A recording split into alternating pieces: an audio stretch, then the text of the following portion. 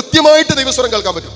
നുണ പറയുന്നല്ല, കൃത്യമായിട്ട് ദൈവം പറയും, മോനെ ഇതാണ് വഴി. അതല്ലേ വചനം പറയുന്നത്, നീ മുമ്പോട്ട് പോകുമ്പോൾ നിന്റെ കാതുകളിൽ പിറകിൽ നിന്നും നീ ഒരു സ്വരം കേൾക്കും. You will hear A voice. കേൾക്കും. പരീക്ഷിച്ചു നോക്കിക്കോ, അച്ഛൻ പറയുന്ന കാര്യം നീ കേൾക്കും. ദൈവത്തിന്റെ സ്വരം നിനക്ക് കേൾക്കാൻ പറ്റും. മോളെ ഇതാണ് വഴി, അതിലെ പോകണം, ഇതല്ല വഴി, ഇതിലെ പോകരുത് എന്ന് ദൈവത്തിന്റെ ആത്മാവ് നിന്നോട് ഇങ്ങനെ മന്ത്രിച്ചു കൊണ്ടിരിക്കും. അത് കേൾക്കാൻ പറ്റണോ? നിന്റെ ഹൃദയം കർത്താവിന്റെ ഹൃദയത്തോട് ഐക്യപ്പെട്ട് ജീവിക്കാൻ തക്കവിധം ഒരു ക്വാളിറ്റി ടൈം നീ ദൈവത്തിന് കൊടുക്കണം.